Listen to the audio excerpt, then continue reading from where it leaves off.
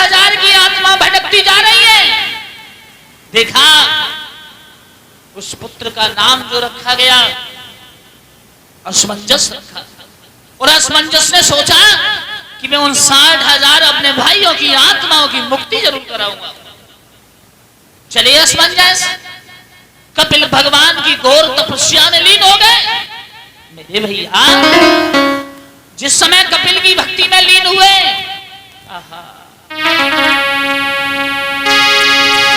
और करी तपस्या कपिल मुनि की, सुनो घात छितलाई रे।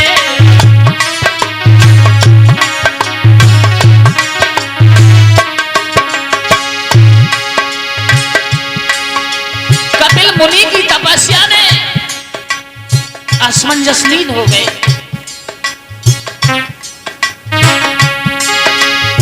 करी तपस्या कपिल मुनि की, सब तन रहो चलाई रे। 12 साल बीत गई भैया, तब निंदिया छुट पाई रे।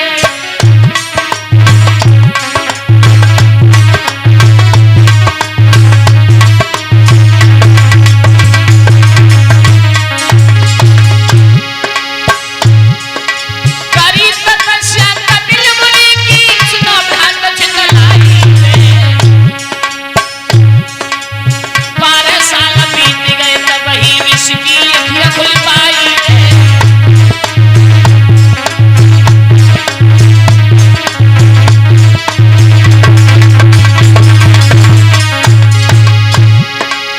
जैसे देखो आंखें खोल एक युवक पड़ो लखाई रे।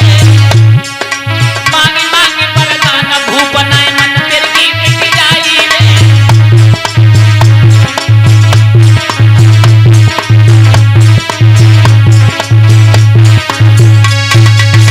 जैसे कपिल मुनि महाराज की सामने नजर गई, क्या देखा? एक नौजवान राजा का पुत्र भजन कर रहा है। मांगो बेटा, जो मांगोगे हम तुम्हें देने के लिए तैयार हैं। कपिल मुनि से एक ही शब्द कहे, असमंजस ने कुछ नहीं चाहिए। हमारे जो 60,000 भाइयों को तुमने जला के भस्म कर दिया, पूछना चाहते हैं बाबा उनके उद्धार के लिए कोई उपाय है? जवाब दिया, हाँ। गंगा जी का जन्म हो गया है ब्रह्मा जी के कमंडल में, और गंगा जी अगर भूमंडल पर पृथ्वी पर आ जाएं तो गंगा जी के अमृतमय जल से तुम्हारे भाइयों की आत्माओं को मुक्ति मिल जाएगी। गंगा कमंडल में कब पैदा हुई थी? कथा दिन में वैसे कल आएगी। जिस समय बलि के दरवाजे पर भगवान 3 पग भूमि का दान मांगने गए, तो भगवान का एक पग ब्रह्मलोक में स्वर्ग में पहुंचा। पैर का अंगूठे से खून निकल रहा है। ब्रह्मा ने उस रक्त को धोकर के कमंडल में ले लिया। जो ब्रह्मा के कमंडल में एक छोटी सी बिटिया का जन्म हुआ, और नाम रख दिया ब्रह्मा जी ने गंगा।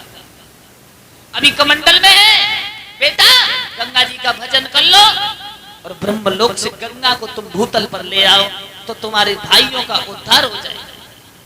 अब क्या था, गंगा जी के भजन में लीन हो गई। गंगा जी का भजन करते करते मर गए, लेकिन गंगा के दर्शन नहीं हुए। और असमंजस के फिर सुंदर पुत्र हुआ दलीप।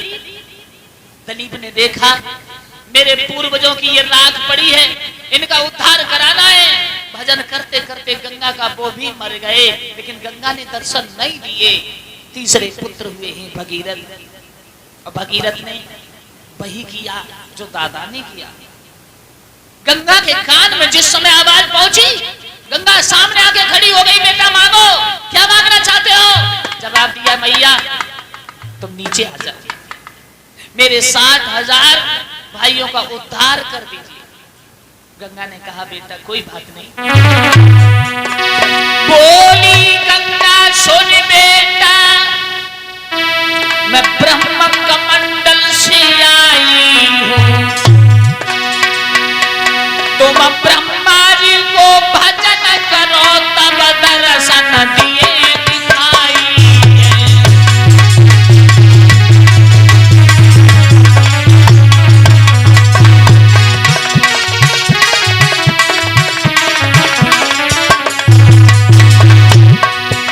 महाराज सुनी गंगा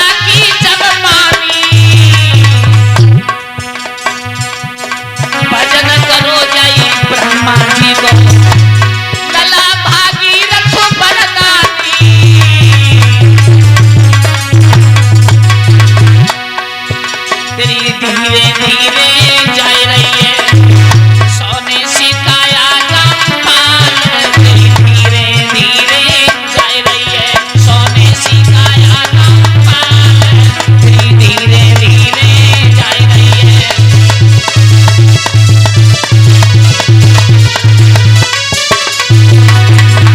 तेरी धीरे धीरे जा रही है सोने सी काया याद तेरी धीरे धीरे जा रही है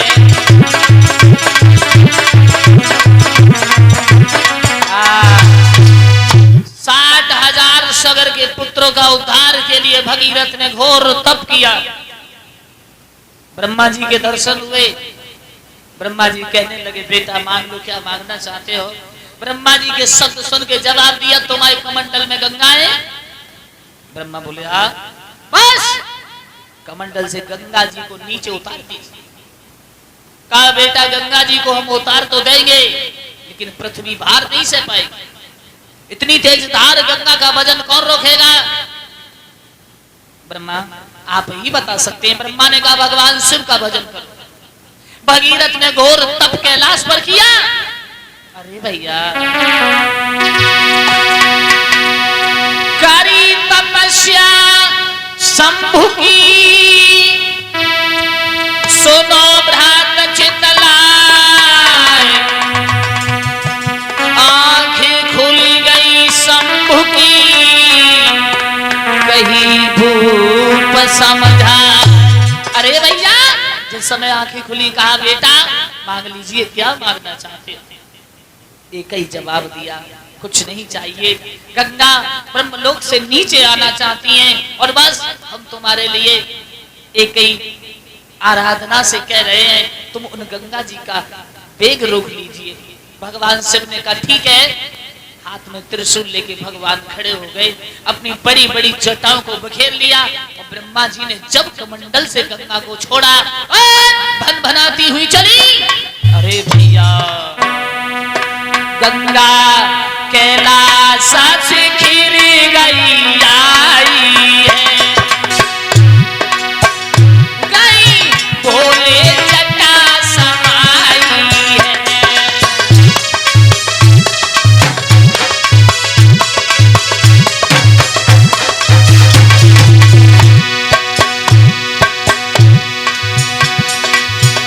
लो क्रोध का रूप बनाई है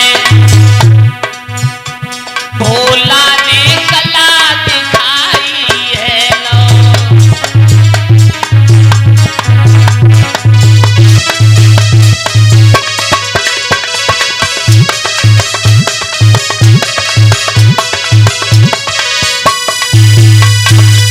भगवान भोलेनाथ की जटा ने जिस समय गंगा समाई। अरे भैया गंगा जी को बड़ा अहंकार है। मेरे समान कोई सुंदर नहीं मेरे समान भूमंडल पर कोई ऐसी देवी नहीं जो मेरे सामने रुक सके। मेरे समान कोई ऐसी महान स्त्री नहीं भूमंडल पर। भगवान बोले बाबा बोले देवी तुम्हें पता चल जाएगा कि भूमंडल पर कौन भी रहता है। जटा इतनी बड़ी आहा निकल ही नहीं पाती। 7 दिन हो गए जगह ढूंढते ढूंढते जटाऊ में रखी रही बाहर नहीं आने को मिलता।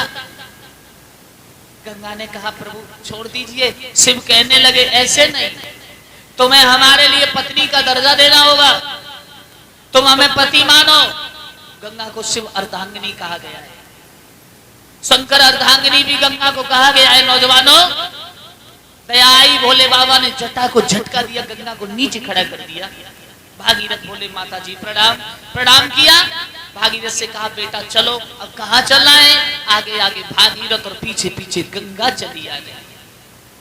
देखा आगे बहुत बड़ा पहाड़ आ गया जिसे गौमुख बोलते हैं। पहाड़ से आगे जाने के लिए कहा आगे कोई रास्ता नहीं। भागीरथ ने एहरापत हाथी से कहा भैया थोड़ी सी रास्ता हमें दे दो हमारी मैया आगे जाना चाहती हैं। हाथी बोला चलो थोड़ा सा फाड़ दो टक्कर मार दो ना इसमें। हाथी ने गंगा की सूरत को देखो बोले ऐसे नहीं और गंगा से बात करो, पहले हमसे ब्याह करे तो हम पहाड़ तोड़े, न तुम काम सो तुम करो, हमारा काम सो हम करें। क्या गंगा इतनी सुंदर, हाथी से कहने पर भागीरथ ने कहा, हाथी ये कहता है भैया कि गंगा हमारी पत्नी बने। कह दिया जाओ, वो हमारी ताकत को रोके, हम उन्हें पति बनाना चाहते। हाथी ने टक्कर मारी, पहाड़ बीच में से फट गया और फटी हुई तरार में से गंगा निकली। हरिद्वार को जब मैदान कनखल क्षेत्र को आओ तो हाथी से कही, बोले सामने खड़े है जाओ, सामने खड़े हो जाओ। सामने खड़ा कर लिया और मेरे नौजवानों जिस समय सामने खड़ा किया, हाथी चारों पैर अड़ा करके ऊपर को सूड़ करके खड़ो। आहा